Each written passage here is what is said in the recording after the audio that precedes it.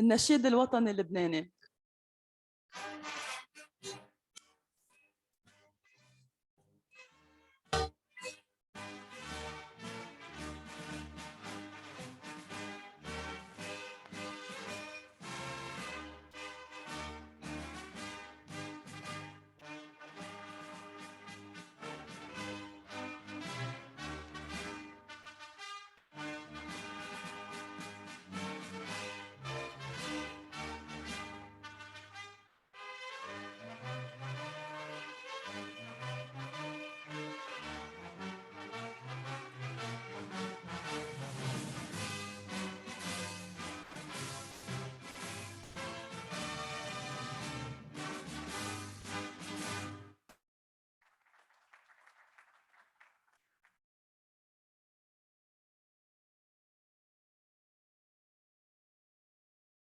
أصحاب السعادة والمعالي، الحضور الكريم، الأشخاص اللي عم بيتابعونا مباشرة عبر اللايف ستريمينج من لبنان ومن الخارج، أهلا وسهلا فيكم جميعا.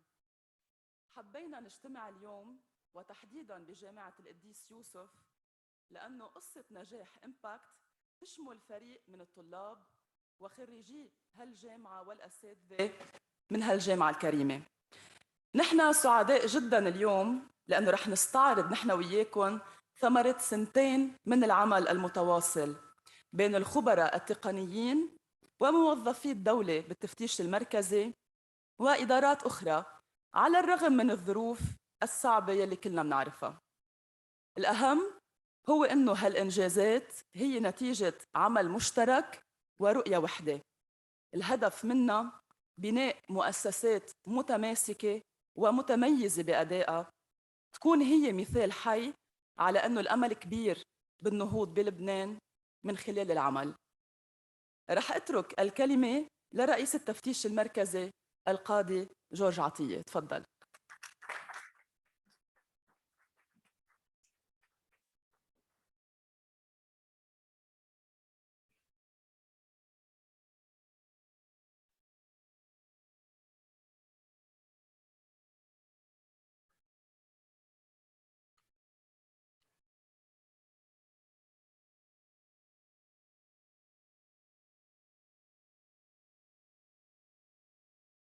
معالي وزير الصحة العامة الدكتور فراس الأبيض، معالي وزير الشؤون الاجتماعية الدكتور هيكتور حجار، أصحاب المعالي السادة الوزراء، حضرة رئيس الهيئة الوطنية لمكافحة الفساد القاضي كلود كرم، حضرة سفير المملكة المتحدة في لبنان السيد إيان كولار، حضرة المنسقة المقيمة ومنسقة الشؤون الإنسانية للأمم المتحدة في لبنان السيدة نجاة رشدي، حضرة مدير دائرة المشرق في البنك الدولي السيد سروج كومارجا، سعادة السفراء، ممثلي الجهات الدولية والبعثات الأجنبية والأسلاك الدبلوماسية،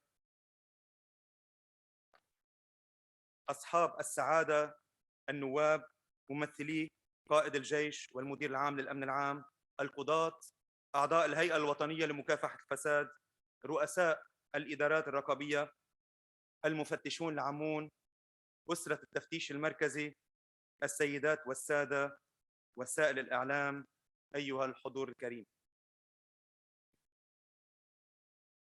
هون بدي أقول كلمة للأب سليم دكاش اللي هلأ اعتذر، عنده شيء اضطراري إنه بحضوره وفكره الداعم بطلاب من كافة اختصاصات كليات الحقوق والعلوم السياسية والاقتصادية والاجتماعية والهندسية، مساعد في بناء الإدارة العامة، مشجع، مضيف لهذا الحفل، رئيس جامعة القديس يوسف الأب سليم دكاش المحترم.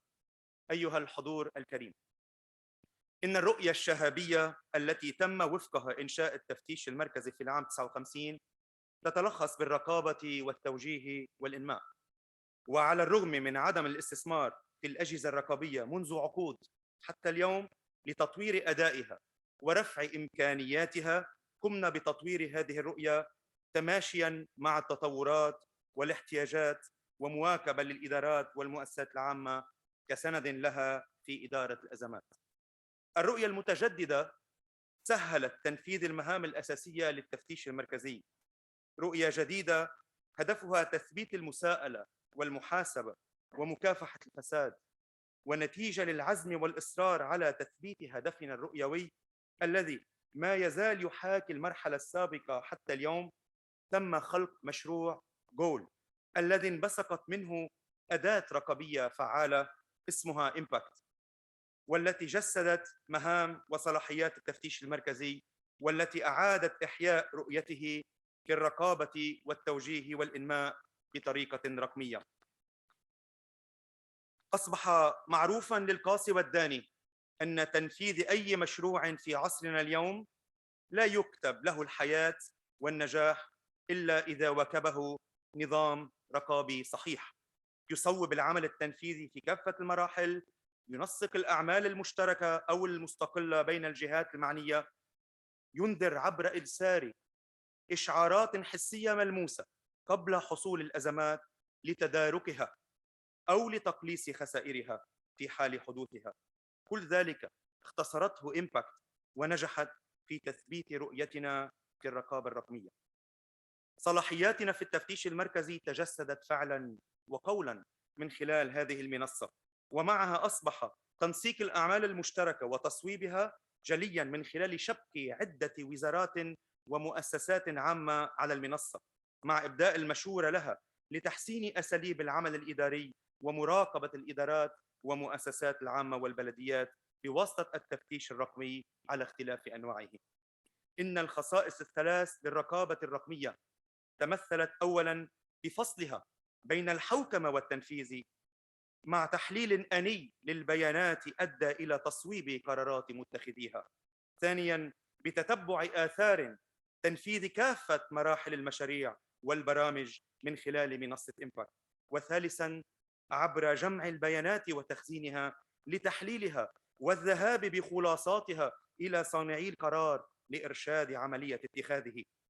ظهرت نتائج الرقابة الرقمية من خلال تعديل السلوك الوظيفي وطريقة التعاطي مع المواطن، لأنه أصبح لدينا آلية أرست مبدأ العدالة الاجتماعية مع تحقيقها لأول مرة في تاريخ لبنان، حيث حصل كل واحد منا على لقاح من دون تكبد أي جهد أو عناء.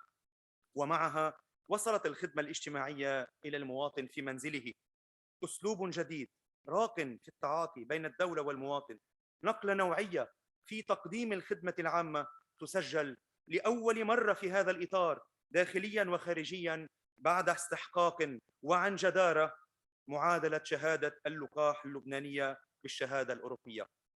ومن نتائجها أيضاً تمكين وتعزيز قدرات المفتشين في التدقيق والتحقيق والرقابة المتزامنة مع التنفيذ، تعزيزاً للمساءلة والمحاسبة وتتبع الآثار وتحليل الشكاوى، الأمر الذي نتج عنه تعاون وتكامل بين المؤسسات والتفتيش المركزي.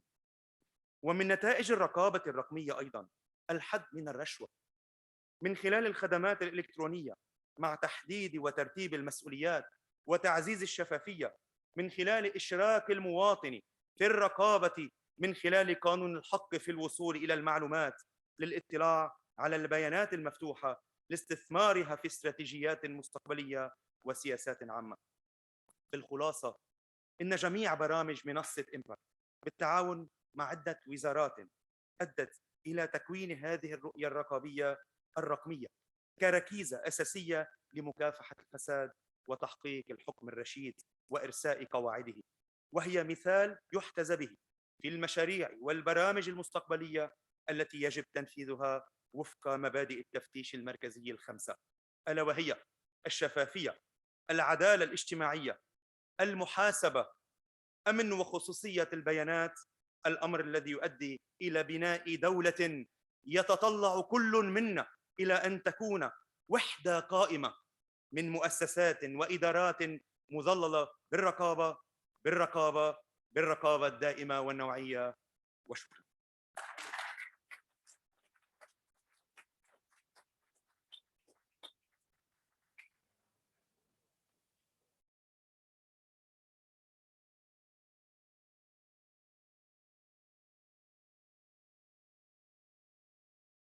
شكراً ريس.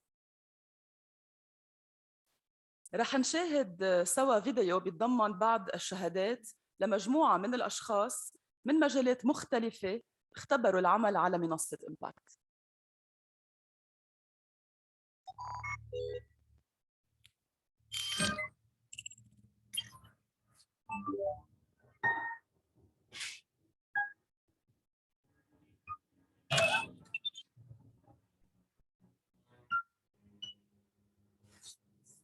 سجل أعداد كورونا 947 إصابة جديدة و5 حالات. لبنان هذه الأيام ذروة أزمته الاقتصادية والتي تنعكس على الجانب المعيشي والاجتماعي للسكان وتراجع أولويات الحياتية.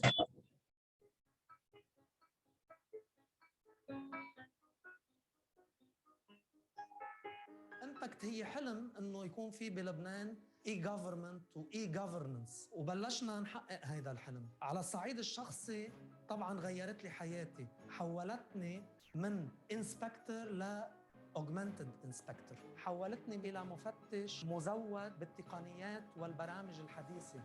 بالنسبة لإمباكت اختبرناها أكثر شيء المفتشية العامة الصحية، اختبرتها بموضوع اللقاح، اختزلنا الوقت والجهد وحتى الإمكانيات البشرية يلي كنا مفروض بدنا نوضعها لنقدر نجمع هالمعلومات. بقلب الإمباكت يعني بطاقة التلقيح عطتنا كمان شيء كتير مهم يلي هي بقدر أعرف كم جرعة أخذ هالشخص، بيطلع له QR كود بيقدر يسافر فيه، وهيدا السفر يعني بيقدر حاله واحد يعمل له سكان وبيبين عنده شو أخذ لقاحات شو نوعه، وما بحاجة يكون معه ورقة ضاعت ما ضاعت، فالإثبات واضح. الامباكت كتير مهمة لأنه عم توصل للناس على تليفوناتهم يلي 3/4 الناس صار معها تليفون، حاملين سلولار وعم نمشي بسلولار ونسجل العالم، يعني هيدي 100% مسهلتنا شغلنا نحن كأشخاص عم بيسجلوا. الوضع الاقتصادي اللي عم نقطع فيه كانت الناس عم بتجي بكميات كبيرة لتسجل على المنصة.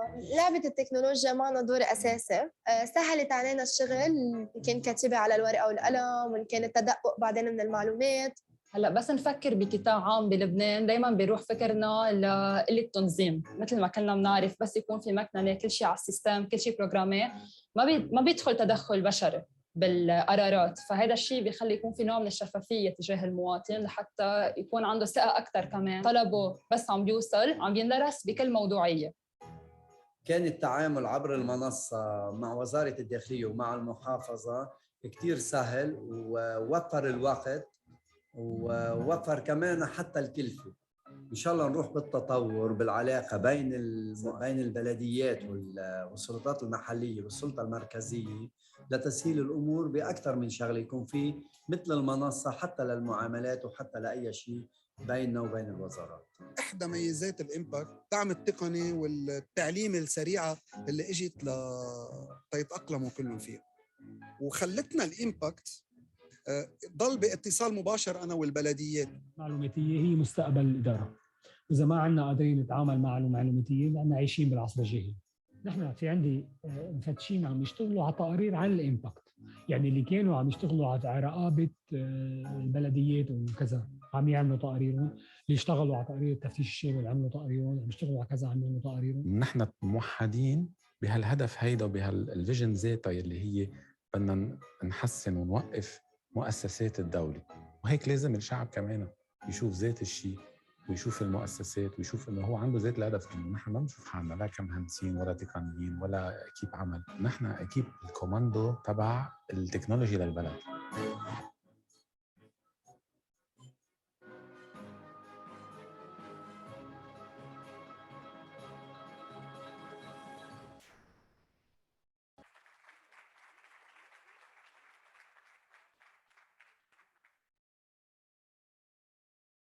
أما هلأ رح نستمع لشرح مفصل حول تطور منصة إمباكت بالعامين الماضيين والمراحل يلي مرت فيها مع رئيس التفتيش المركزي القاضي جورج عطية والسيدة كارول شرباتي، أستاذة جامعية بكلية الحقوق والعلوم السياسية بجامعة القديس يوسف.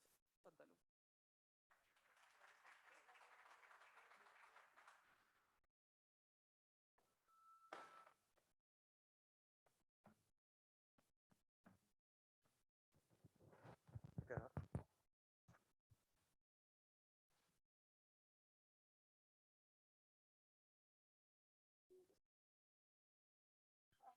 فيكم نحن رح نحكي باللغتين هلا، بالعربي والانجليزي،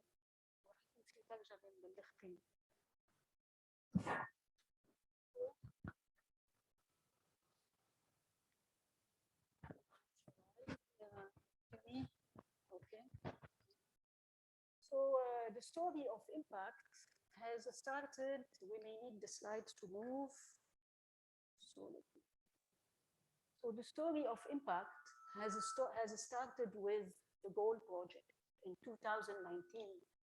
In 2019, this project was initiated with the central inspection, and the objective was to develop governance, oversight, and accountability in Lebanon, building on the 3 pillars of the method of the central inspection: audit, strategic advice, and collaboration between institutions. It's a 2-year story. It's a long timeline. And a lot of things happened since 2019. We had many crises hit. So we've started to build the general inspection module for the central inspection. But what happened is that we had the financial crisis hit, the COVID crisis hit, the Beirut blast, and then we had the total lockdown and the arrival of the vaccines and the need to distribute aid was done. So impact started to respond, and module after module was deployed within a very short timeline to respond to this crisis. And these are the modules we're going to review and tell you the story about and draw some good learned lessons from these modules. We picked a few of the many modules of impact. We picked the general inspection module, the Beirut blast module. You're going to hear about the vaccine module done in collaboration with the Ministry of Public Health. We're going to hear about the lockdown module, which was done with the Presidency of Council at the peak of the crisis. And we will also talk about the DAM module. All these modules are part of a solution that is a product that belongs to the state and it is registered under the state. تنازلت الشركة المطورة عن كل حقوق الملكية الفكرية وعن السورس كود، وتسجلت امباكت كأول منصة رقابية للدولة اللبنانية تحت اسم التفتيش المركزي بوزارة الاقتصاد.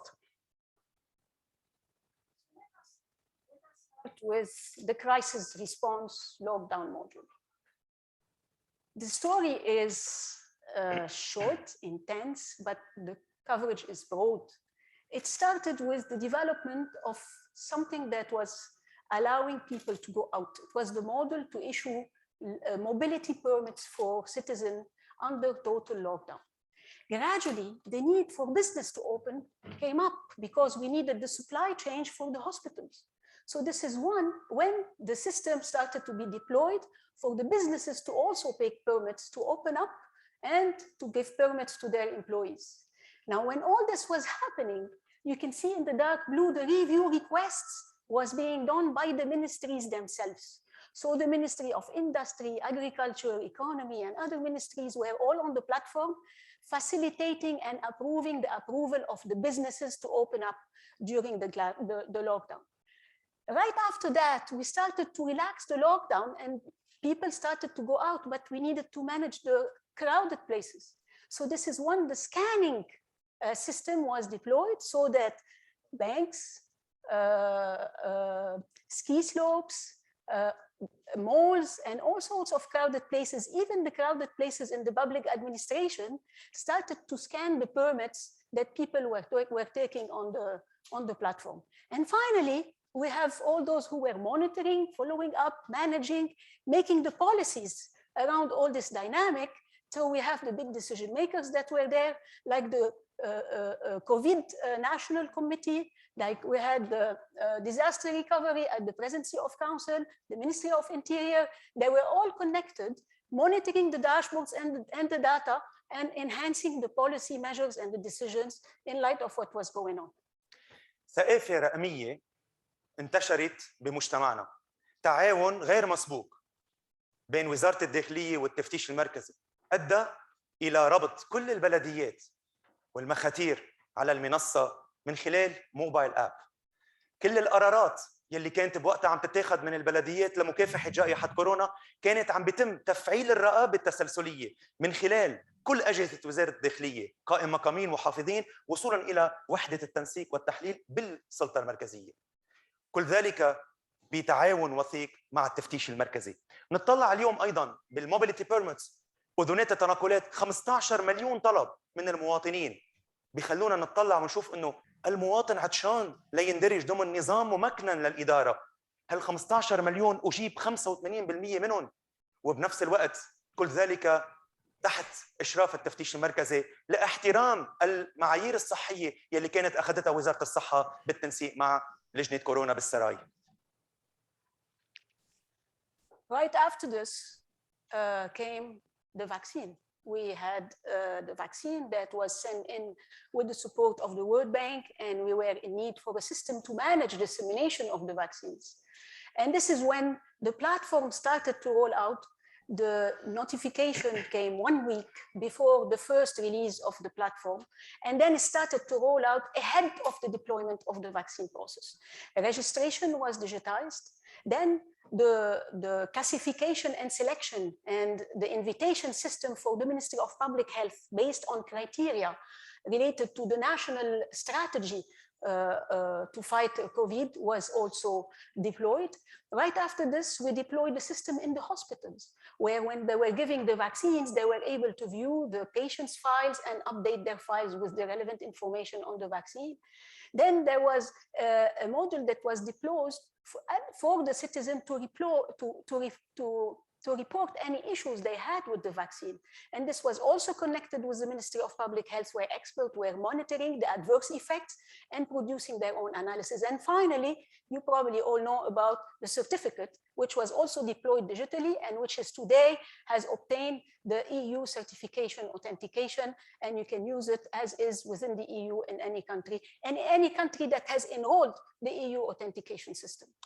إدراج كل مراحل تنفيذ هالبرنامج على المنصة مكن المفتشية العامة بالتفتيش المركزي ومفتشين صحيين من القيام برقابة متزامنة مع التنفيذ من خلال لايف داشبورد. للمرة الأولى في لبنان برنامج على مستوى وطني كانت البيانات منشورة بمتناول الجميع، الإعلام، المكاتب الدراسات، كل ذلك من أجل مساعدة التفتيش المركزي بإجراء الرقابة، التعاون مع وزارة الصحة مع لجنة كورونا بالسراي. كل هذه الأمور كان عم بيتم بنجاح كلي. هذا الأمر حسن أساليب العمل، وصل الخدمة للمواطن، خلى المفتشين يقدروا يكونوا عم بيتلافوا كل محاولات الغش. كنا عم نطور البرنامج من خلال تقارير يومية وأسبوعية عم تصدر عن المفتشية العامة الصحية لحتى نقدر نكون عم نواكب شو ممكن عم نرصد من محاولات غش على المنصة. We try to do a little academic exercise. A researcher in the university has helped us to produce an epidemiology model prediction to try to see if there has not been lockdown policies supported by impact and vaccine rollout supported by impact, what would have happened, with knowing that at the time it was the Delta virus that was there. And you can see the projection in the yellow curve of what would have happened if we have just sit still and done nothing. So you can see the curve that was going up and how it starts to go down as the lockdown module is deployed. The little bump is when the reopening on the lockdown module took place, and we started to allow for businesses to open and for crowded places to open in a managed way. So you can see a bit the impact. The policies have distorted the curve. It could have gone otherwise in a different direction if there were no action from the government with the support of impact and the oversight of the central inspection. And then, of course, we gained time until the vaccine arrived, and then the vaccine picked up and started to contain the virus, and you can see the curve going down. تعاون وتضافر مختلف الإدارات بيحصد نتيجته وثماره المواطن.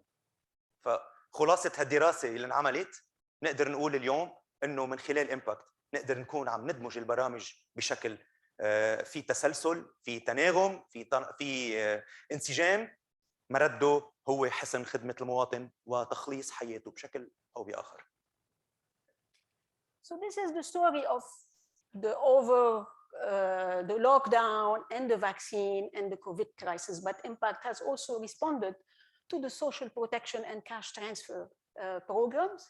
And lately, as you know, the dam program was deployed. The DAM program has built a lot on the vaccine experience. The whole system has been digitized from the beginning to the end. So you have the self-registration, the self-reporting system, which was deployed already. 500,000 have already registered themselves. But then you have the rest of the chain that's also captured by the system. So we have the validation system with the exclusion-inclusion rules that were decided by the Council of Ministers and the Interministerial Committee. Then you have the selection, those who are going to be selected to go into the SSN and those who are going to be selected to the BCCT. Now, the ESSN will have household visits. The household visits will also take place on the platform. The surveyors will have dashboards, will be validating the data on the platform. Finally, after the household visits and the validation, we're going to have the scoring and the eligibility calculation on the system, which will be done with the help of the NPTP program and the Presidency of Council, so that the data at the end flows to WFP for cash disbursement to the recipients. All this, of course, again, under the oversight of the Central Inspection. الجديد بهذا البرنامج كان في قرار مشترك أعد له. جلست اللجنة الوزارية على مدة أسابيع مع التفتيش المركزي لوضع المعايير التنفيذية والمعايير الرقابية في قالب واحد. وهون أنجز شيء جديد هو مركز تلقي الشكاوي في التفتيش المركزي. موظفين التفتيش المركزي مع مساعدة طلاب جامعيين قدروا يكونوا عم يتلقوا 67,000 اتصال ليساعدوا ويسمعوا شكاوي ويحللوا هموم وأشجان المواطنين يلي بلغ عددهم 583,000 عائلة بشكل 1,400,000 شخص لبناني. أجيب على 80% من الاتصالات، وهيدا الأمر كان عم بيطلع بتوصيات بتقارير إلى صانعي القرار، اللجنة الوزارية ممثلة بمعالي وزير الشؤون الاجتماعية يلي كانوا عم بيطوروا وياخذوا القرارات لتطوير البرنامج مواكبة لكل الأمور لحسن خدمة المواطن وإيصال البرنامج إلى أهدافه المرجوة.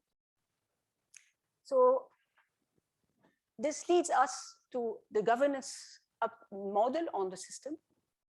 أيضاً بهالقرار المشترك في عنا حوكمة جديدة غير اعتيادية، وللمرة الأولى نفصل اليوم مفاتيح التنفيذ والحوكمة. اليوم القرارات الاستراتيجية بيد اللجنة الوزارية اللي بيرأسها دولة رئيس مجلس وزراء، وزير المال، وزير الاقتصاد، وزير الشؤون. الأمور التنفيذية اليومية على الأرض ومتابعة البرنامج وزارة الشؤون الاجتماعية عم بتقوم فيها، والحوكمة التفتيش المركزي. بس نقول حوكمة يعني الحفاظ، حراسة هالمبادئ الخمس. بس نحكي اليوم عدالة مجتمعية، عم نحكي عن شفافية، عم نحكي عن خصوصية وأمن البيانات وتفعيل المساءلة. ما عندنا بدنا ننطر بكرة سنين لننبش مين اللي غلط بهالمشروع ويكون حق المواطن انهدر. نحن عملنا الرقابة المتزامنة مع التنفيذ يلي بتخلينا نحد من كل محاولات العبث بسلامة وهنا خدمة المواطنين. So these two big modules were responses to the crisis. They emerged from the reality. But let's go back to the initial raison d'être of impact. It's digital audit and oversight. This was the main module that was started at the very beginning in 2019 and was rolled recently. This module is rolled across 100 public administrations. It allows the central inspection and its inspectors to reach out and get information so that they can analyze, assess, and then go ahead with deeper inspections. It covers many areas. It covers areas like organization structure, legal framework, human resources, committees, archiving, strategic planning, internal audit, accounting, financial management, information technology, transactions and workflows. So information about all these aspects of the operation of the public administration was reported and is currently being analyzed by the central inspection. تطوير مفهوم التفتيش المركزي من جهة رقابية فيها يكون عندها وقع سلبي على الإدارات إلى جهة تبني مع الإدارات القدرات. مهام التفتيش المركزي الأساسية بتقول وبتنص على إعطاء التفتيش المركزي المشورة اللازمة للسلطات الإدارية. كيف؟ من خلال المسح العام لكل الإدارات، معرفة وين الثغرات، أين يكمن الضعف، تشديد هذا الضعف وتمكينه من خلال التوصيات والمشورة والمقترحات، إدخال هذه ضمن إطار برنامجنا السنوي بما يسمى ريسك مانجمنت. اليوم ما بدنا ننطر حتى توقع الواقعة وبعدين نبكي عليها، بدنا نعالجها قبل ما تصير. عندنا شوية أرقام بدلوا على أهمية هالدراسة اللي انعملت على المستوى الإداري. 65% من الإدارات ما عندها استراتيجيات لعملها. 41% من الإدارات ما عندها تقييم أداء موظفين لديها. 81% ما عندها نظام تلقي شكاوي المواطنين. هذا الأمر نحن رح نواكب. عدة إدارات ما عندهم بعد لليوم موظف لإعطاء المعلومات إلى طالبها، وهيدا قانون نحن اليوم عم نفرح إنه تشكلت الهيئة الوطنية لمكافحة الفساد لمتابعة هالأمر بشكل حسيس. إذن هيدا الأمر كتير مهم. فكيف إذا رحنا بكرة لتفتيش مالي شامل، تفتيش صحي شامل، تفتيش تربوي شامل، تفتيش هندسي شامل، هيك بنقدر نكون عم صناعي شامل. إذن هيدا هيك بنقدر نكون عم نبني الإدارة، تفتيش مركزي إلى جانب الإدارات.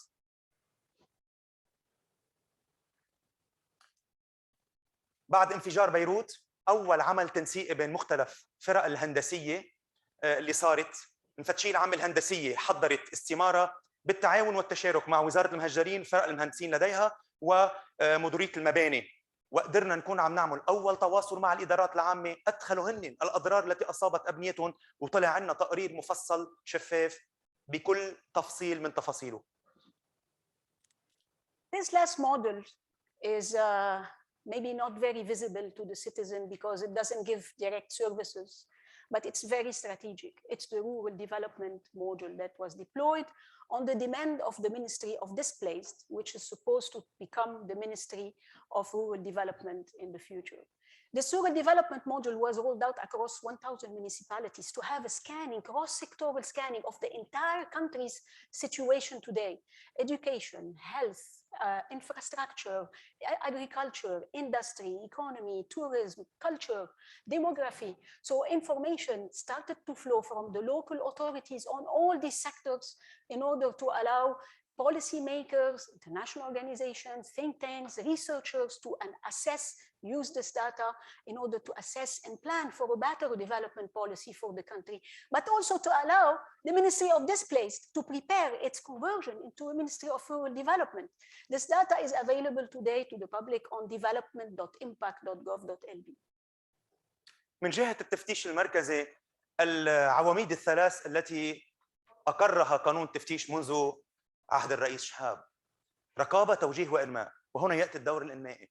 اليوم من خلال هالعمل اللي ننسق فيه تفتيش مركزي مختلف إدارات وعمل وبلديات، صار في شيء اسمه بيانات بإيد صانعي القرار يمكن تحليلها ورسم استراتيجيات مستقبلية من أجل الإنماء المتوازن، إيجاد فرص عمل للشباب، وأيضاً مطابقة البيانات اللي موجودة بالبلديات مع السلطات المركزية. هيدا الشيء عم نشتغله مع وزارة الصناعة اليوم، وهيدا الابروتش اسمها bottom up. This is my favorite slide. It shows a bit the DNA of impact, and our hope, our dream is to connect everyone, to bring everyone together into rebuilding and reforming the country with no exception. You can see here all the institutions that directly or indirectly at some point interacted on the platform, got on the platform and entered something. You can see all of the ministries there. All the municipalities are there. There's 1,000. We couldn't put the logos. You can also see international organizations who have been also engaging with impact: the World Bank, the World Food Program, the World Health Organization. And you can also see a bunch of civil society organizations that are started to engage and do very interesting partnership with impact. For instance, we have the USG, since we're at the USG, that has provided a class called Youth for Governance. And Youth for Governance was translated in French, L'État c'est nous. These are students who enrolled in this class and who mobilized on the team to support the public administration and the rollout of impact on the public administration. We have think tanks that have gotten the data, like policy initiatives and other think tanks, and journalists and media like L'Orient Le Jour, who have gotten the data and done some analysis and asked us for additional information systems on the open data dashboards so that they can do their work. We have also organizations who came in and trained public administrators. We have Synapse that is currently training the Central Inspection on data analysis. We have the Global Campus of Human Rights here at USG their master program that is going to train the central inspection on privacy policies. Though there is a very interesting dynamic. We have Caritas, who participated for the data collection among the vulnerable families. So you can see a bit the beginning of a dialogue.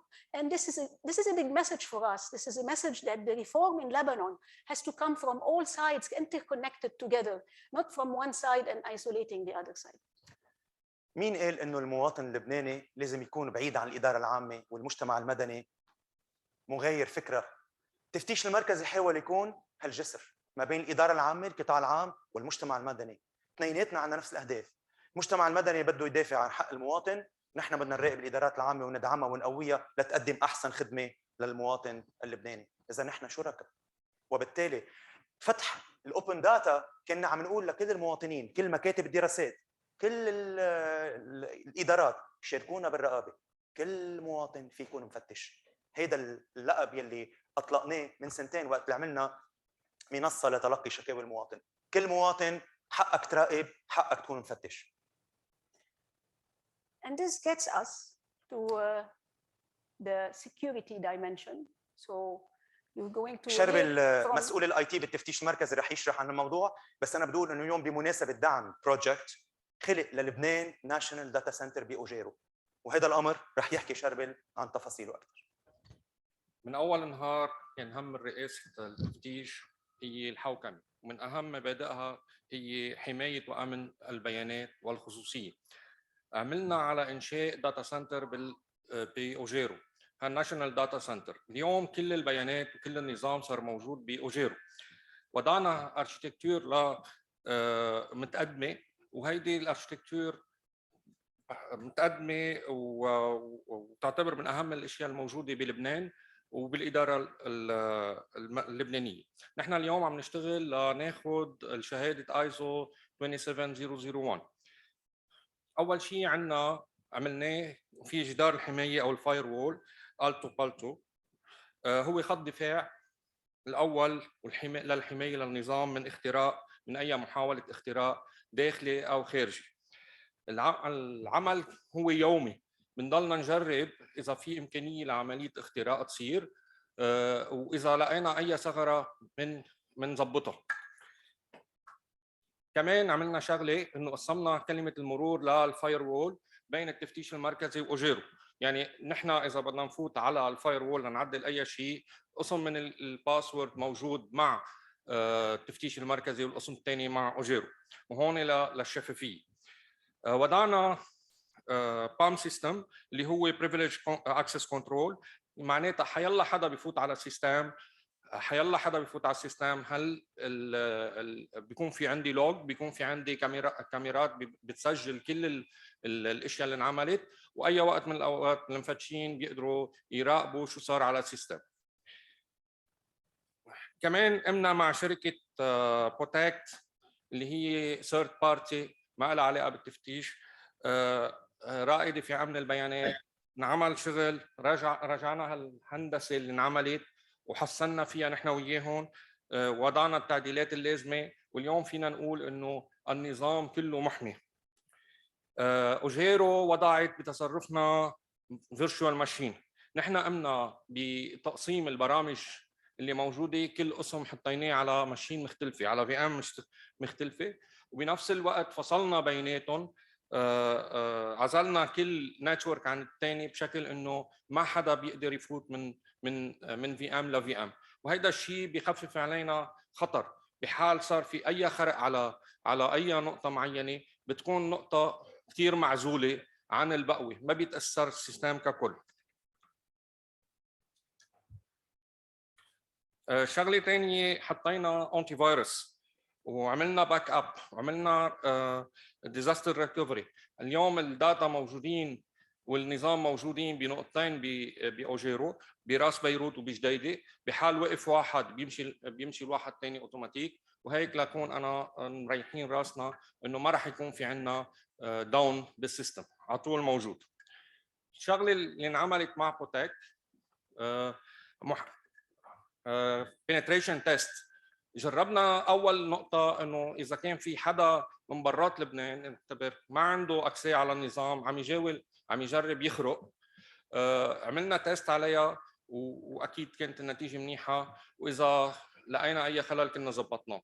وهيدا الشيء بيصير دوري.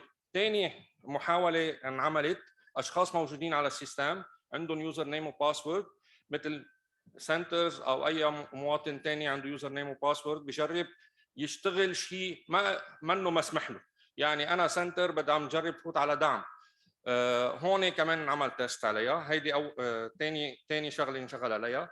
ثالثه هي انه حطينا انتي فيروس وبنعمل سكانينج لنشوف اي شيء له علاقه بالاختراق من خلال انتي فيروس او من خلال اي سوفت وير بينزل بيأثر. رابع شغله وهي الكثير المهمه، انه اعتبرنا نعمل تيست على انترنال، حدا موجود على النظام عنده اكسي بريفليج عالي بجرب يعمل اشياء، وهون نعمل تيست على هذا الموضوع. انا في اقول انه هذا النظام امن، الداتا امنه والاركتكتور ممتازه.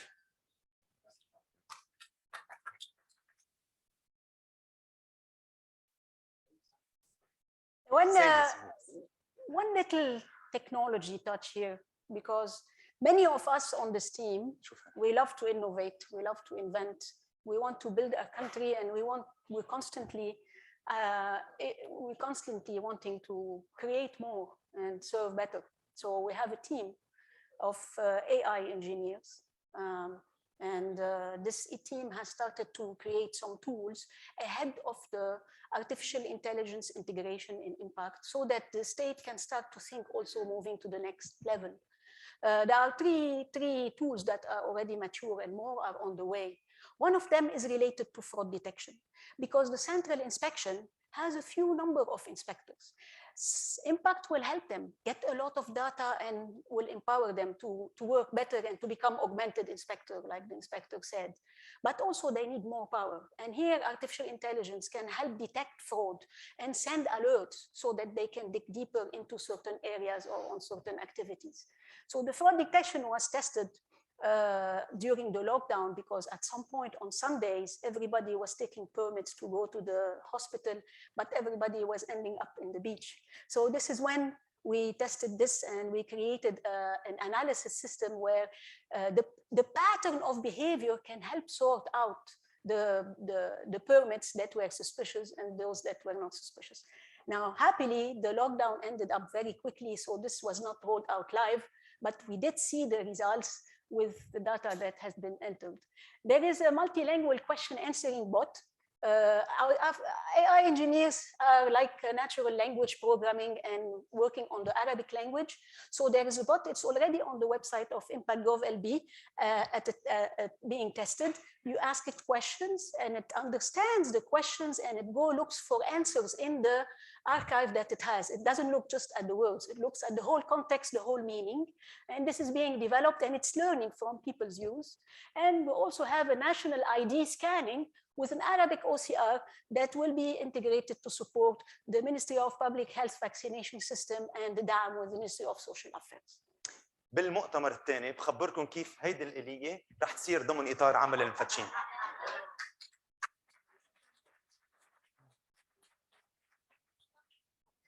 Where we go. This is the last هيدي point. طبعاً back to the future, oversee, advise, develop.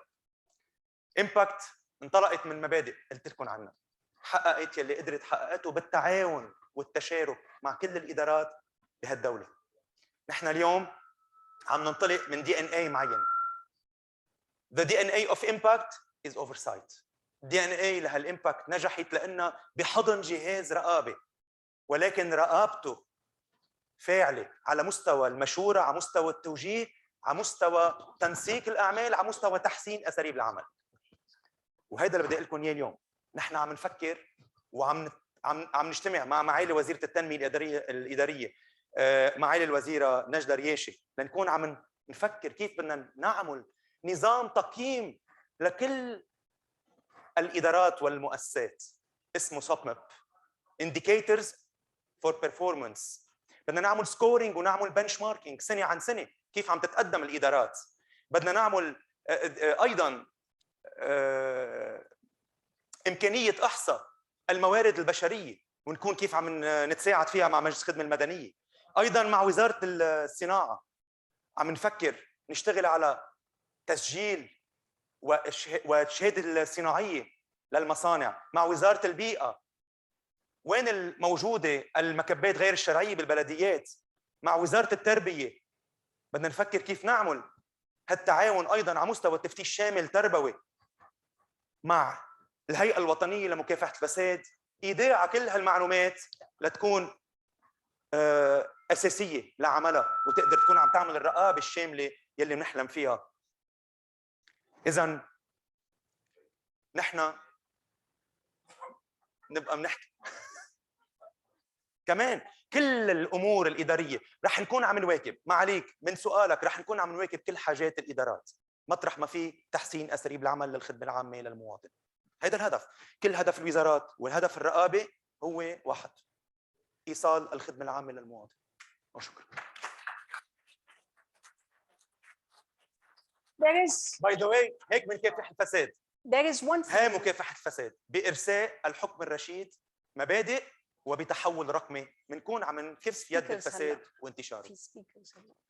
There is one thing about this project is international cooperation and international community support. This project is the fruit of a constructive partnership with the international community which has supported us. And today we have invited Mrs. Najat Nishrishdi, Mr. Saroj Kumar, and the ambassador of Great Britain, Mr. Ian Kolar, to tell us why they are working with Impact and what do they think about Impact and where can we take this partnership. But one little word before I go down from the stage is that this collaboration with the international community has also a great learned lessons. It's a collaboration made in Lebanon. I can tell you that this project has been driven from within the DNA of the public administration, within the citizen, the expertise and the knowledge in the country, with the support of the international community. And probably this is the way to go forward in the next few years as we start hand in hand, pick up the country and push it on the way of reform. Thank you.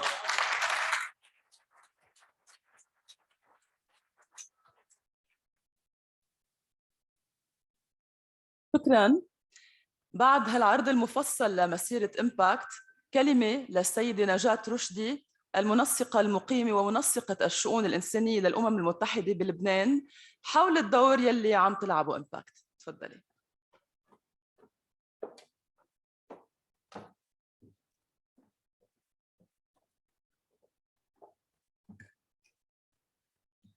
Good morning. صباح الخير. معالي الوزيرة، أكيد لازم أحيي الوزيرة أولاً لأنها الوزيرة الوحيدة بالحكومة. معالي الوزراء، Your Excellency Ambassador Kolar, Your Excellency Ambassador Chetney, حضرة مدير التفتيش المركزي، حضرة مدير الهيئة الوطنية لمكافحة الفساد. It gives me a great pleasure to join you in this pioneering event, to jointly shed light on the spectacular success of the work of the Central Inspection and the Impact team amid very limited resources. One has also to underline that, with national human capital and an unprecedented multifaceted crisis that is weighing heavily on the country, but mostly on the people of Lebanon.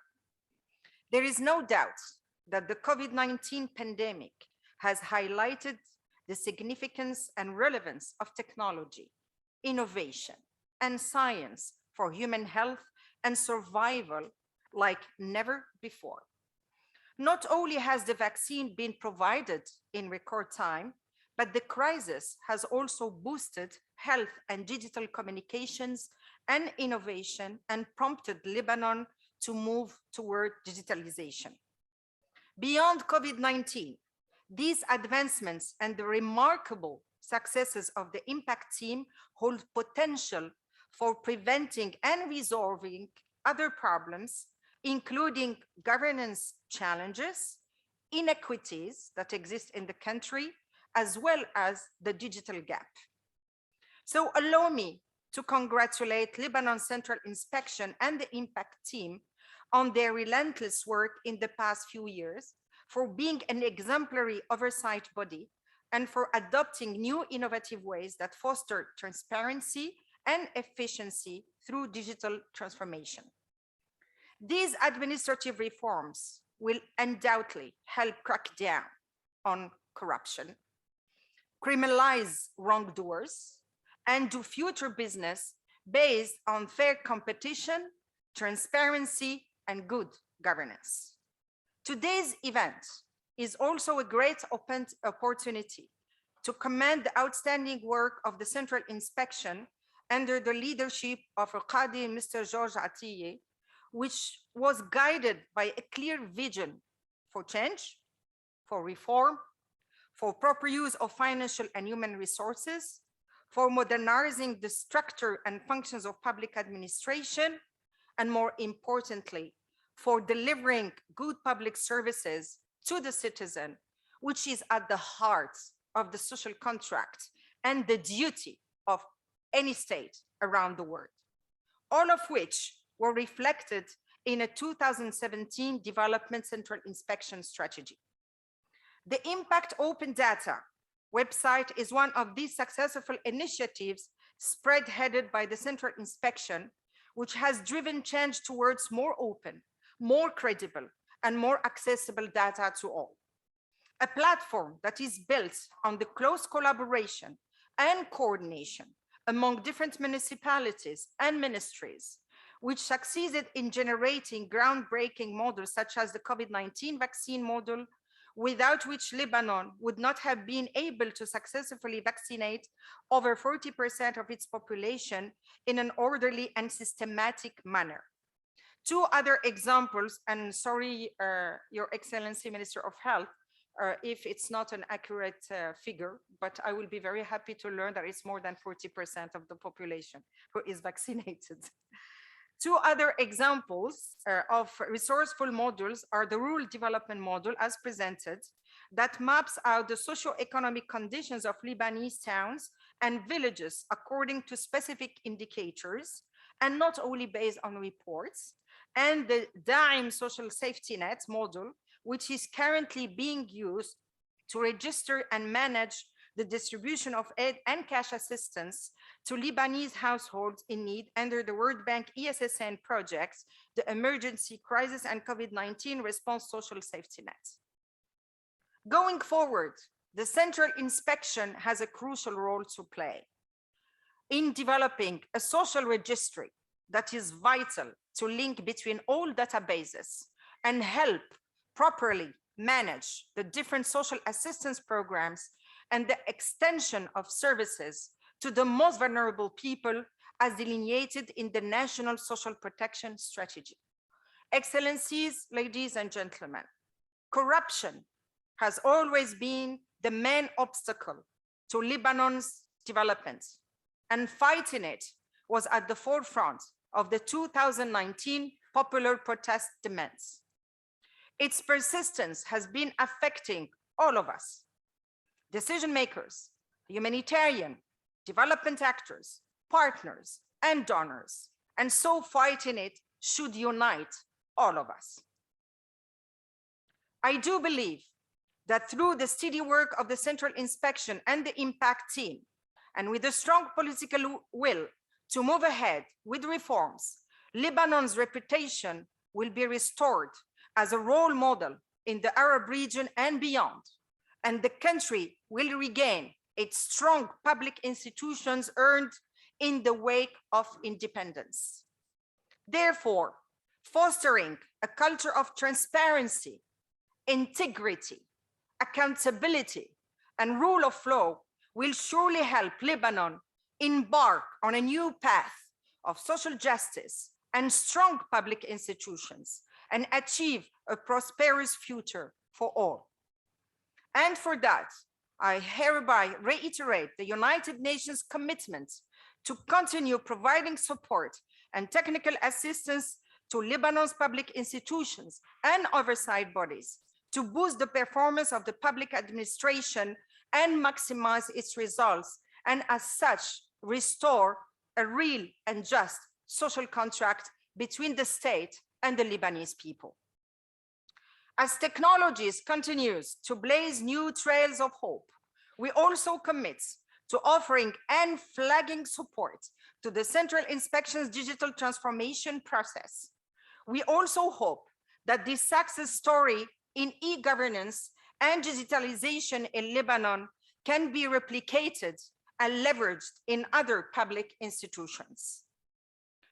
Excellencies, ladies and gentlemen, as the people of Lebanon continue to face hard time, difficult times, and hardship, and endure considerable hardships, I like to think that there is a reason for hope. Hope for a reinvigorated public administration and public institutions. Hope for fully empowered public institutions that harness the full potential of technology and Lebanon's great human capital. And a fervent hope for transformational change that embraces a new and just social contract. This new social contract will give the people the opportunity to shape Lebanon's future and to make sure that their concerns and needs are addressed. It will provide a binding force for mutual rights and duties between the Lebanese state and the Lebanese society at large, where transparency, accountability, and citizenship beyond any other consideration are at the heart of this mutual commitment. The power of digitalization cannot be overlooked and underestimated in this venture. It is one of the greatest allies for preventing and tackling corruption, a key requirement to achieve a social contract, and a great opportunity to improve public service delivery and efficiency, enhance transparency and accountability, and boost citizen participation and trust. And as I turn here, I read l'excellence d'une nation, التميز عنوان الوطن. Let me conclude in Arabic. We are indeed celebrating excellence, and it is the excellence of a public institution, the excellence of a partnership, and the excellence of a great collaboration, but also the excellence of leadership and management. فالتميز أتمنى أن يكون ما بقرأ فأتمنى أن يكون التميز عنوان الانتخابات القادمة. أتمنى أن يكون التميز عنوان تمكين المرأة والشباب اللبناني. أتمنى أن يكون التميز عنوان الإصلاحات، وهذا أكيد سيخلي التميز يكون عنوان لبنان. وشكرا.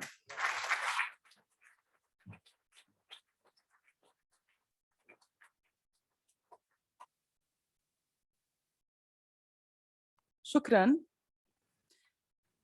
رح ينضم لنا هلأ مباشرة عبر زوم المدير الإقليمي لدائرة المشرق بالبنك الدولي السيد ساروج كومارجا.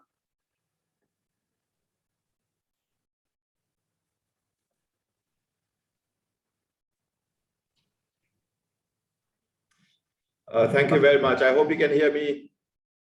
I see you have an electricity failure there. Yes, we can hear you.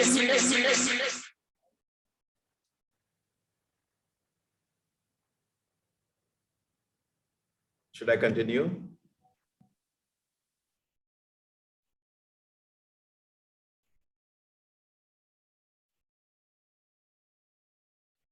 Yes, please. Yes.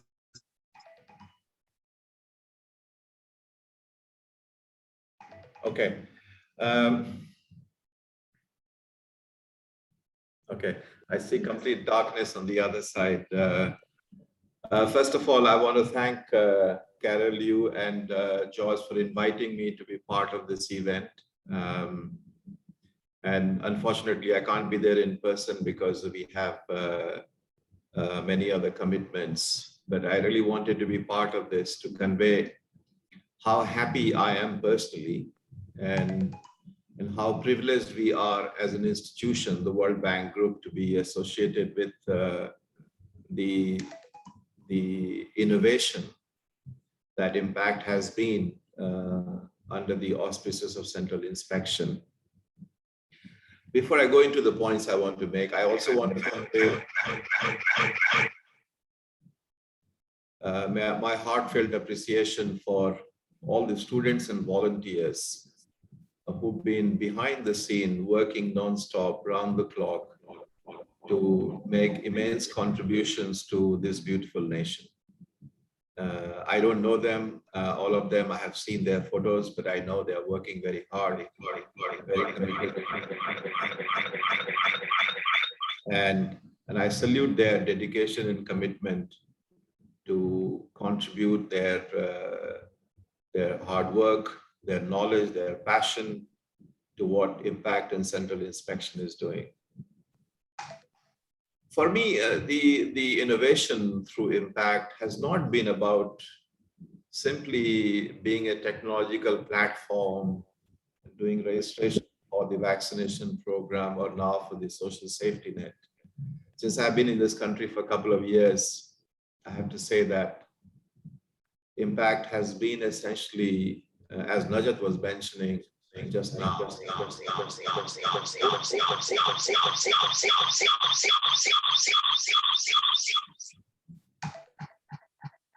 it is the hope and optimism that you bring to this country.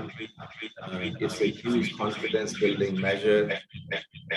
It is also helps reduce the trust in public institutions.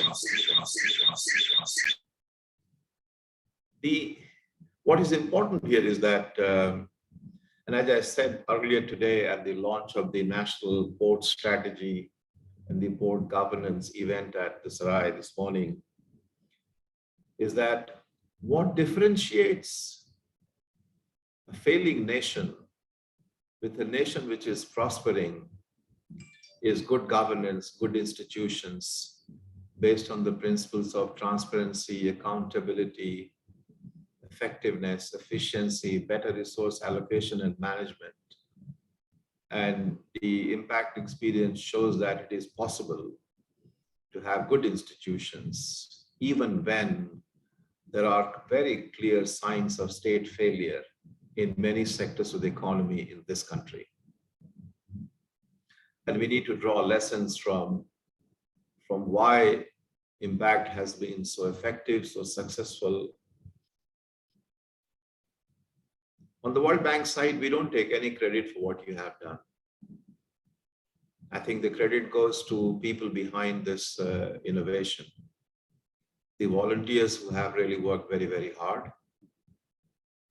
In a matter of less than 2 years, 3 years, maybe less than 2 years actually, you've demonstrated that it is possible to bring change, it is possible to reform, it is possible to provide credible system of data collection, data management, better governance, more transparency, more trust with the people. So I think those of our colleagues from the Lebanese government who are watching this, either in the room or through live stream, I think there are a lot of lessons to be learned from this and how it can be replicated in every sector, every ministry, every public institution. And I think it is important that we take these lessons very seriously before it is too late. World Bank's experience working with impact, since Carol asked me to speak on this, my own engagement with this process started when the World Bank decided to provide financing for COVID-19 response and then later for acquisition and rollout of COVID-19 vaccine. And that was the time when vaccines were not easily available. It was in short supply. Things were pretty bad in the country. And Impact was setting up the platform for vaccine registration. as we were going to our board of directors for the approval of this financing for vaccine, many people, including in my board of directors, who represent our shareholders, our countries, many of whom may be sitting in the room, I was being asked this question: are you really serious about providing financing for vaccine in Lebanon, where we know for sure that the vaccines will not go to the deserving people? Vaccines will most probably end up in the arms of people who've been basically responsible for where Lebanon is today. So how will the bank ensure a fair, transparent, and equitable vaccination campaign? And we saw in Impact an opportunity to not only come forward, take some risk, but make sure that we are able to provide some lifeline to the Lebanese people who needed vaccine immediately, particularly the high-risk group as listed by WHO. I won't go into the details. You all have witnessed what happened then, including, I would say, personal attack on me, which I have never taken to my heart because, we are public servants. We work for multilateral institution, and we want to maintain high level of integrity in what we do, but we certainly stand for certain values and make sure that we come always on the right side of poor and most vulnerable people who need to be part of our development planning and engagement. So I want to also thank everyone who is watching this to send their sympathies and support to me when this was happening. But what is more important is that you made sure that the WHO criteria for prioritization of limited vaccines that we have was followed, and you provided all the information in real time to people how the vaccination program was rolled out. And I want to take a moment to also thank the health workers, Red Cross, volunteers, and everyone who's been part of the success that Lebanon had in the vaccination campaign, in the Ministry of Public Health, and also the private hospitals, everyone who's been part of it. I think it has been a success in where we are today in this country, and Impact has played a very critical role in helping Lebanon to undertake a credible vaccination campaign despite the initial challenges. The second thing, which I think many of you mentioned today, is another innovation that Impact has helped create is the social safety net. How do you help the poor? How do you identify who are the poorest and most vulnerable who need assistance? This country, in my view, has deliberately avoided establishing a unified social register. I think every single vested group in this country has deliberately chosen to have their own list of beneficiaries without the vulnerability as a criteria or poverty as a criteria, but providing assistance to people because of very other reasons that you all know in this room. And the resistance to that change, to establishing a unified register, has been enormous. Probably it continues to be there. But in the last 2 months, since the launch of the National Social Register for the DIAM program, under the auspices of Central Inspection, with more than 560,000 households registered on this without a glitch at all. This is remarkable. It's unheard of. I have been in public service for 35 years. I haven't seen that. So it again shows that change is possible in this country. We have to believe in it. We have to push very hard. We have to take a very strong position on this. And let me make it very clear from the side of the World Bank. Any attempt by anyone trying to manipulate the National Social Register going forward in terms of identification, targeting of beneficiaries, cash transfers to these people, we will view it very seriously as far as the bank policies are concerned. we will comply with our own policies that the assistance should go to those people who need the most.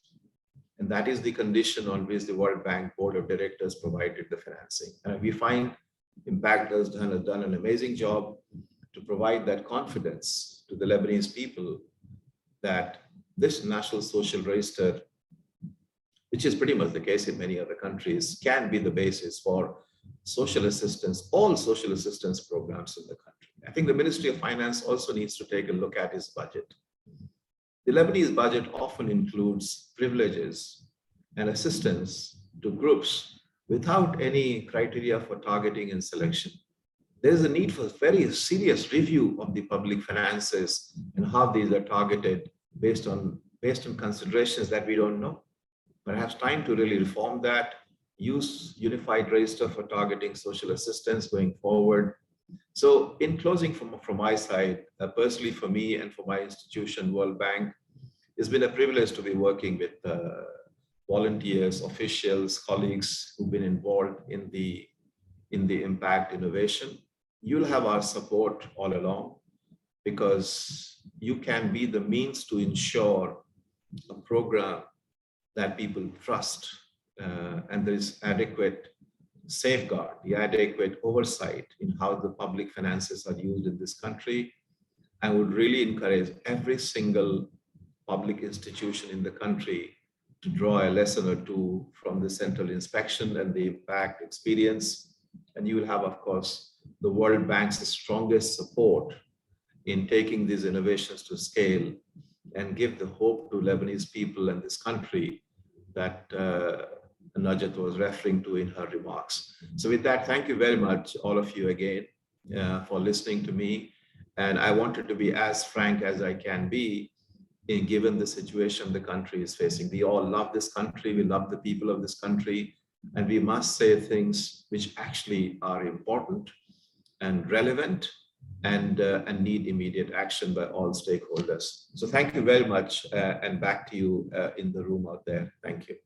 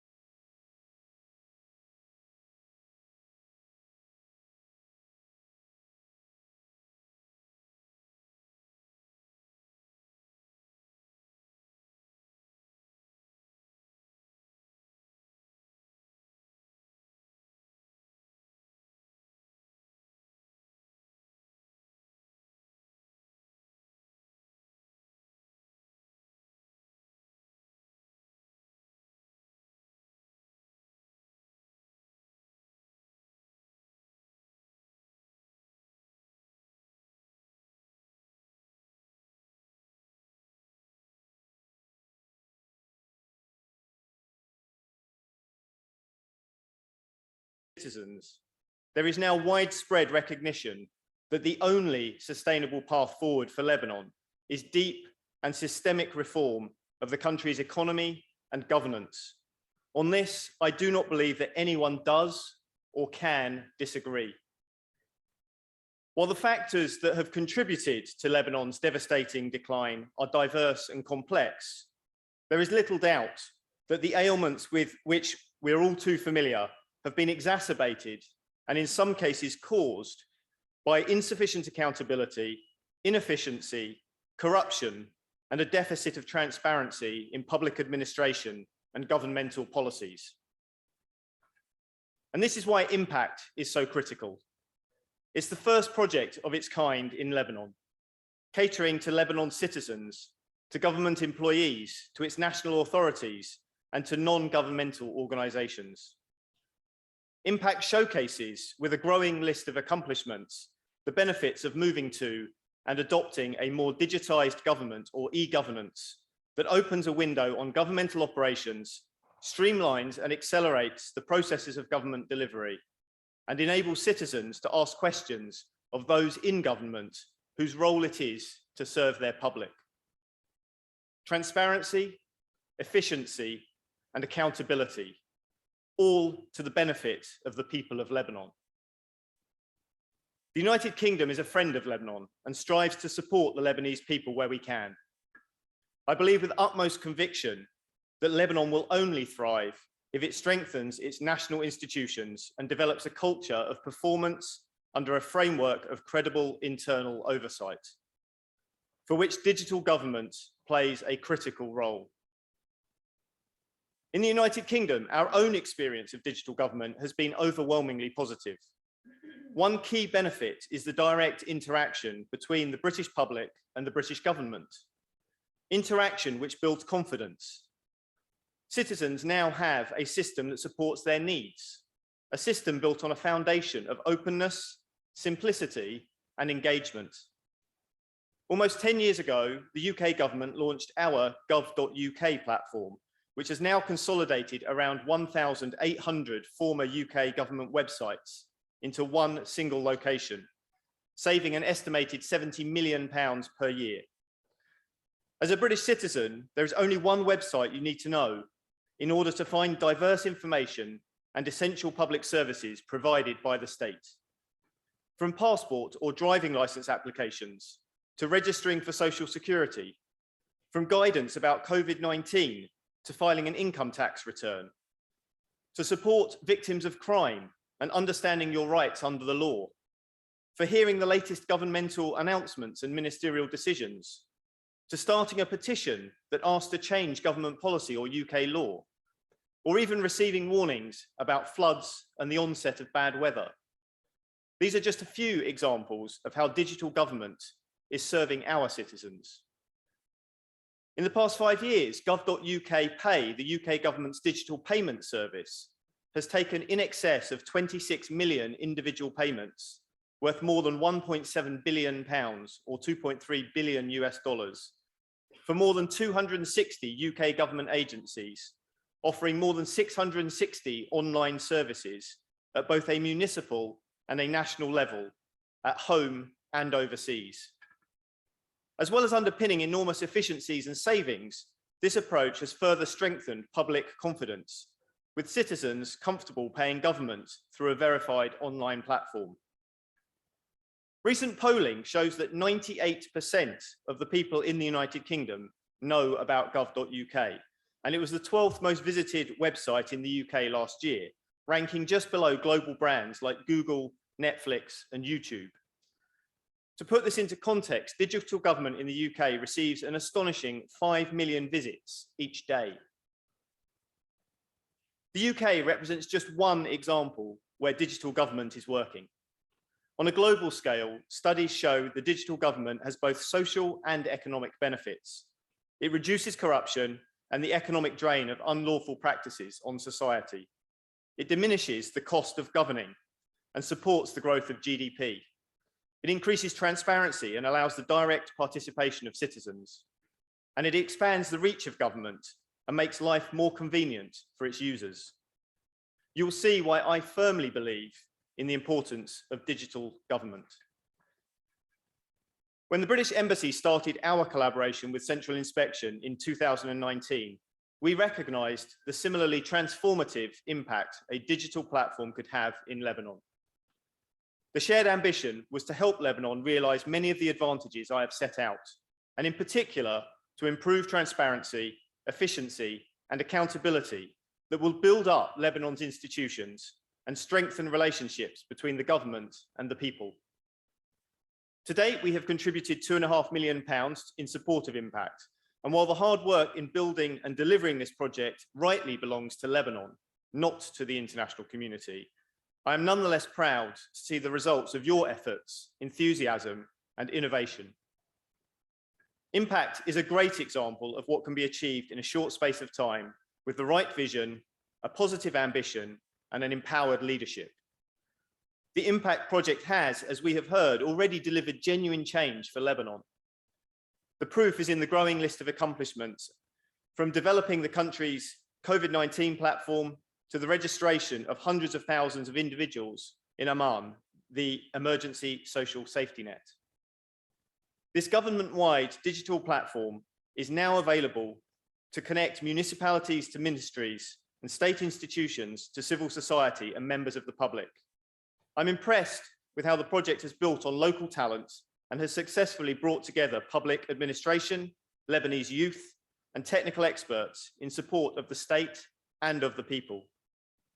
With the serious commitment of the Lebanese government and parliament, the engagement of civil society that wants to see Lebanon thrive once more, and the support of the Lebanese people, I'm certain that it is possible through programs like Impact to rebuild Lebanon with a new atmosphere of trust between the Lebanese public and Lebanon's public administration.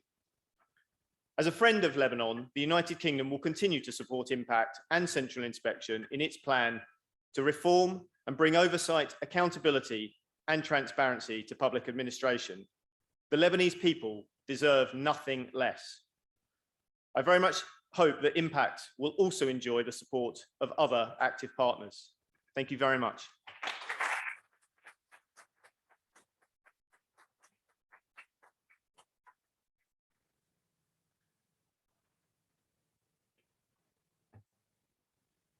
Thank you, Ambassador Collard, for your insights.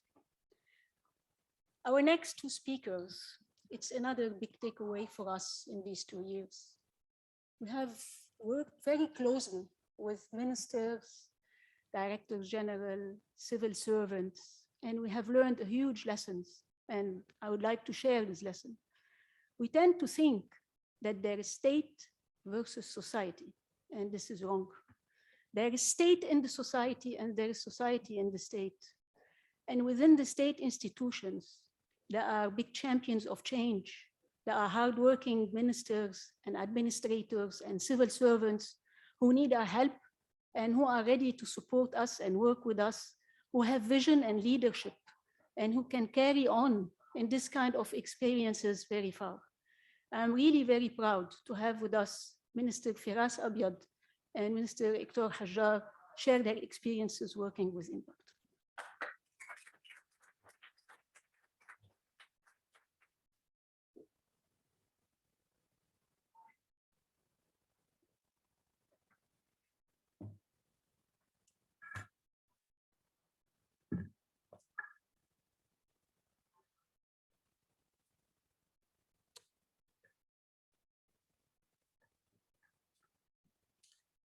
Your Excellencies, dear colleagues, ladies and gentlemen.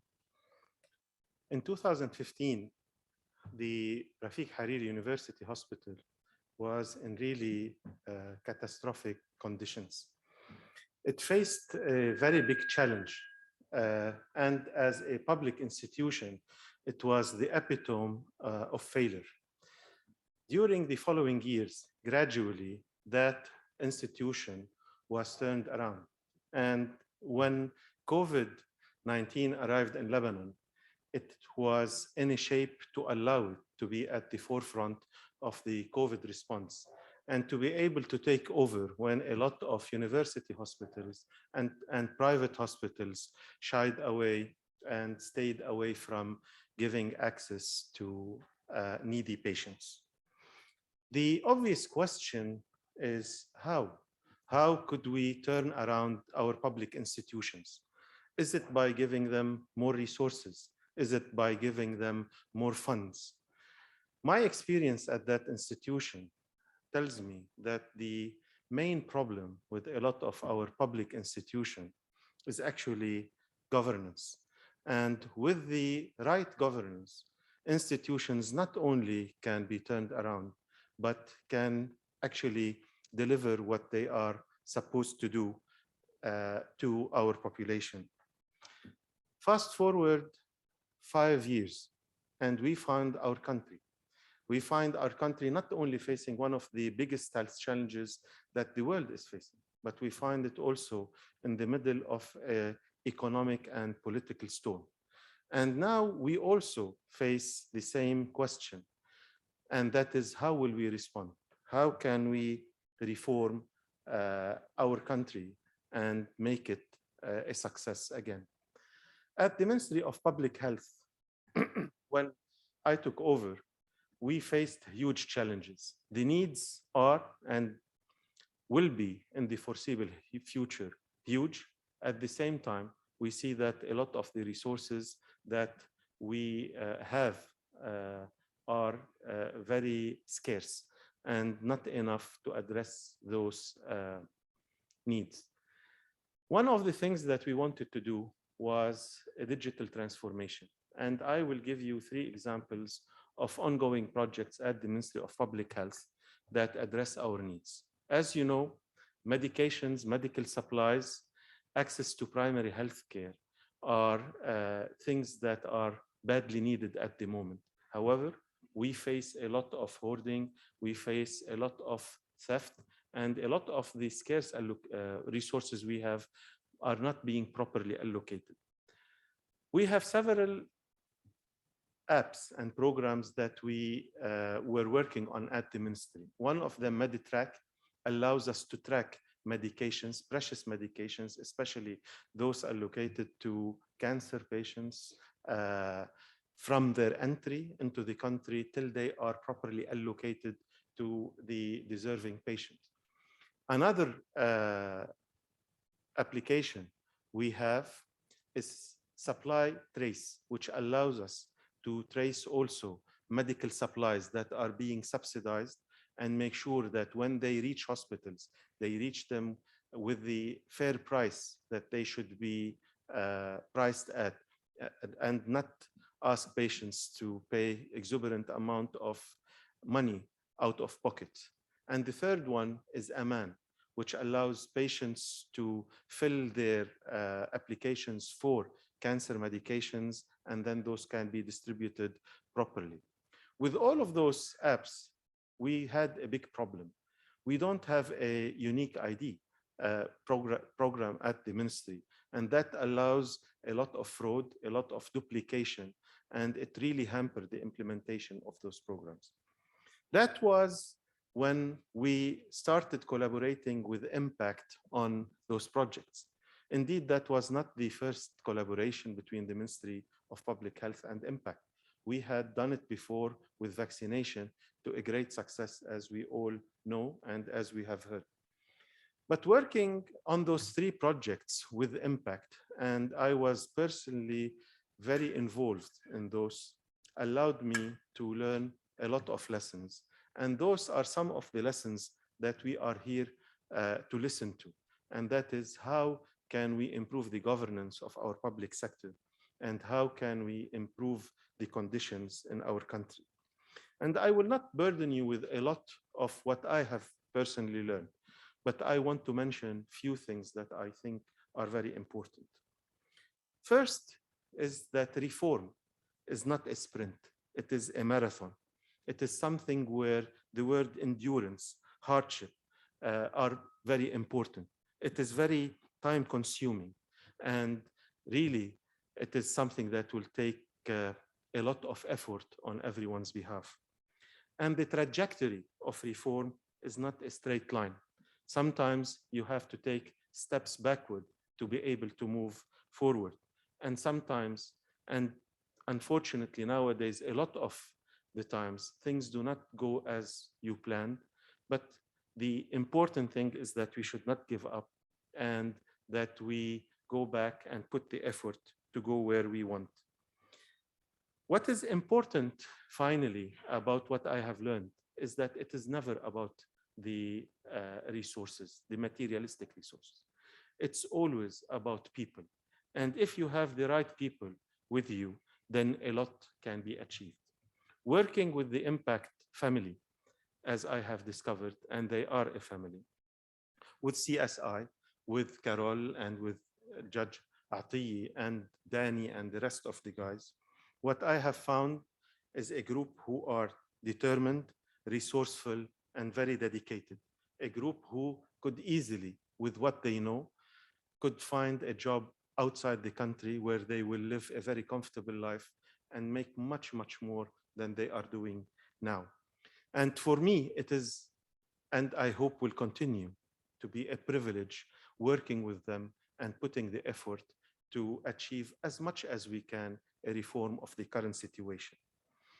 At the end, I want to tell you something. We are on a journey, and I cannot promise that we will reach the destination that we all want to go. I know that it is going to be a long and a hard road ahead of us. But what I can say is that working with impact will really make this a more tolerable journey. Thank you.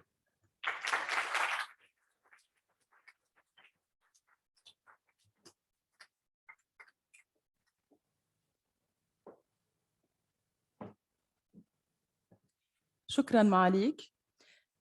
هلأ رح نشاهد سوا كلمة مصورة لمعالي وزير الشؤون الاجتماعية الدكتور إكتور حجار. حضرات السيدات والسادة المعالي والسفراء، الهيئات والمؤسسات الدولية والمحلية، إدارة جامعة القديس يوسف وأساتذتها، أيها الطلاب وأيها الحفل الكريم، تحية من القلب. كنت أتمنى أن أشارك معكم في هذا الحفل حضورياً، وبالأخص أنكم تقيمونه في الجامعة التي تعلمت فيها، وكانت هي الباب لأكون اليوم في خدمة وطني، وخاصة في خدمة الأشخاص المقربين لقلبي، وهم الأشخاص الأكثر حاجة. ولكن بسبب التزام سابق تعذر علي الحضور. إننا اليوم نخطو أول خطوة بعيداً عن العمل الروتيني الإداري بشكل يسهل عمليات المواطنين وتحقيق حقوقهم كما ومتابعة واجباتهم. للوصول إلى هذا الحلم وعلى أثر الأزمتين الصحية والاقتصادية التي مرت بها البلاد خلال السنوات الماضية، تم إطلاق منصة إمباكت، وهي مبادرة حكومية أهلية ساعدت من خلال التعاون مع المجتمع المحلي والمتطوعين على تسجيل المصابين بكورونا ومتابعتهم وإعطاء التوجيهات اللازمة لهم. إن نجاح هذا العمل ومكننة هذه المعلومات ساعدت في متابعة عملية التلقيح، بحيث أصبحت الشهادة الصادرة عن هذه المنصة معترف بها عالمياً. لقد سمح لنا هذا الاختبار بأن يتم اعتماد هذه المنصة كمنبر ثقة ما بين البنك الدولي والجهات المانحة والداعمة والحكومة اللبنانية لمساعدة الشعب من خلال شبكة دعم. فقد تم من خلال هذا التعاون مع مجموعة من فريق عمل ومهندسين لبنانيين تسجيل ما يقارب 580,000 عائلة دون الارتهان إلى أي فئة سياسية أو عمل مكتبي أو ورقي. هذه المعلومات تساعد لإيصال المطلوب بشفافية للأشخاص المستحقين، كما وأن إجراء عملية التسجيل على إمباكت هي بداية لتأسيس سجل إلكتروني اجتماعي وصحي. هذه التجارب الناجحة هي الطريق الصحيح لبناء مؤسسات منتجة متطورة وفعالة تعمل بشفافية لخدمة المواطنين بعيداً كل البعد عن الفساد. وشكرا.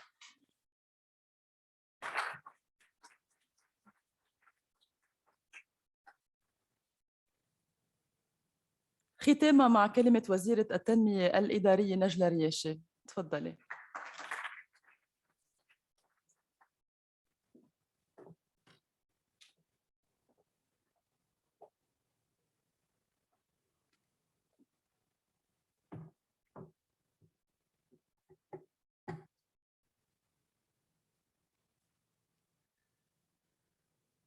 بدي أول شيء أشكر رئيس عطية وكارول على البرزنتيشن يلي عملوها، وضحوا مطارح كتير فيها ما كنت واضحة بذهننا. بدي حيي إنجازاتك رئيس، بدي لتحسين خدمة اللبنانيين مثل ما أنت قلت، يعني الجهد اللي عملته لتحسين خدمة اللبنانيين كلنا بنوقف حدك رغم أنك واجهت صعوبات وتحديات. تحية قلبية للوزيرين الزميلين على الشغل الجبار اللي عم تعملوه لتبلسموا قد ما فيكن وجع وألم وحاجة أخوتنا بالوطن. بقى تحية من القلب لإلك وللوزير إكتور.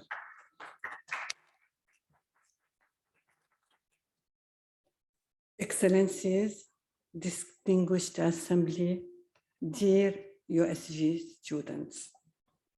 Indeed, Lebanon is in need of energy, strategy, and positive change. After hearing today's interventions, I became convinced that the energy behind the impact stream has led this project to move at a light speed. Nowadays, our country only affords light speed work that quickly catches up with the crisis and reverse the trend. The Ministry of State for Administrative Reform, which is the government entity that has the legal role to be the state's technological support provider, has to catch up with the speed of the light, to take its role in writing the history we all want our kids to read one day. I have been in UMSAR for a bit over 5 months now, working on areas related to administrative reform, anti-corruption, and digital transformation. I have also been witnessing firsthand the obstacles and sometimes failures encountered in the past 30 years in this regard. Our legacy is heavy, extremely heavy. Our public administration has many huge challenges. It's not easy for our state to reform itself from where it is, as the energy and good initiatives are sadly often drained in bureaucracy, clientelism, corruption, and sometimes political feuds. In those 5 months, as well as over 30 years prior to that in public administration, I also noticed how innovative ideas managed in partnership between the public sector and competent parties in the private sector proved successful. And it is initiatives like these that we need to embrace, protect, and allow to grow. Which brings us to impact, the innovative partnership that practiced e-governance, digital auditing, e-services, privacy policy, cybersecurity, and even experimented Ogero's cloud services, and we saw it very well in the presentation. That being said, what matters to me the most is that our fellow Lebanese citizens receive the adequate service or end product they truly deserve. A fast, clean, just, and non-corrupted service, whether it was managed by UMSAR or any other public entities, in collaboration with the innovative private sector. And what better example of such service that what we have heard today from the distinguished intervenants and from Minister Abyad and Minister Hajjar, from their experiences with impact regarding vaccination and the ration card. What's clear to me is that the impact project and the team behind it had the knowledge and experience to leverage. It also had the institutional memory which we need. It has a precious state-society coalition supporting institution building. This coalition needs to emulate and expand. Another key to success is the role of an oversight institution in this project. Center Inspection's mandate has been revived at its best and played a critical role in relation to governance. But beyond, it's also the involvement and coordination of many institutions, central and local, including municipalities, that is relevant as well. Impact has shown us that we need to connect the islands of professionalism across to rebuild our state. And today, as Minister of State for Administrative Reform, I will be happy to support and help develop synergies with Impact and emulate this experience to promote multiplier effects, and will work towards creating the favorable environment for more initiatives to develop and grow to help us put Lebanon back on the right track. And this brings us to SOPNIP, mentioned by Your Excellency. The Sectoral and Organizational Performance Measurement and Inspection Program, which was developed in fruitful collaboration between OMSAR, Central Inspection, and various administrations. It lays out key performance indicators to allow measurements of baseline, targets benchmarking and scoring across sectors. This program complements the impact vision, and we have been discussing its integration on impact to support reporting and inspection related to public administration reform. This is another drop, Minister Firas, in our journey towards recovery. This positive environment will allow pairing anti-corruption and digitalization. It will operationalize the anti-corruption strategy through digital tools that are embedded in our institutions.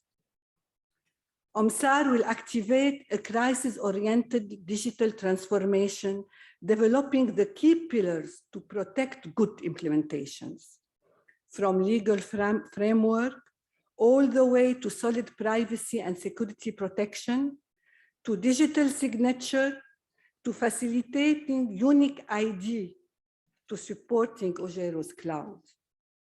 Lebanon needs the institutional framework to embed every successful initiative like Impact in its public administration. We will also further explore, in collaboration with relevant stakeholders, the agile rollout of a paperless administration and the development of the augmented civil servant. OMSAR will also work on putting these tools under the proper governance and make them sustainable. And this can only be done through coordination among various stakeholders to keep us all focusing on the same objectives.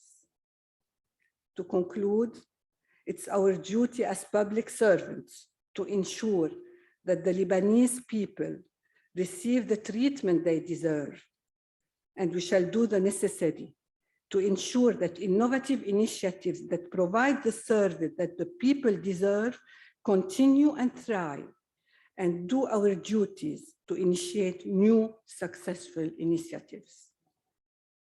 Our state cannot reform itself alone.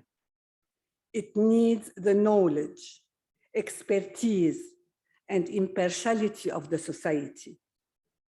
It needs our youth, our experts, our scientists. I thank you.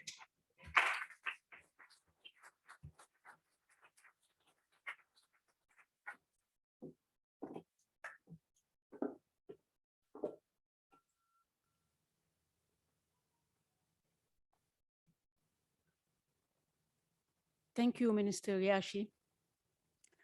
We have a question and answer session that was planned, but we are running a bit over.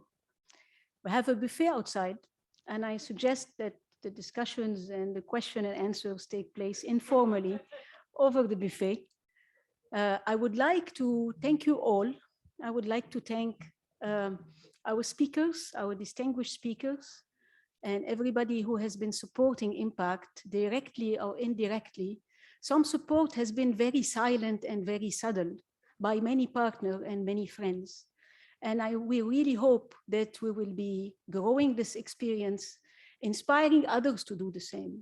But there's a big gap that we hope will be filled in this country in light of this experience. And that's the last takeaway, is that in this country, we have political parties. We have civil society and NGOs. We have private business. We have public administration. We have the legal system. But we are missing something. We are missing consultancy and expertise. We do not have many Lebanese consultancy firms that pull their sleeves up and serve this country. Why? Because our talent is hopping on a plane and working for big consultancy firms that are working for other governments abroad. So I think there is a big gap here. We can fill it. There's a huge potential. There is demand and there's supply. And hopefully this will be the last takeaway for us to make this demand and supply respond to one another. Thank you for being here.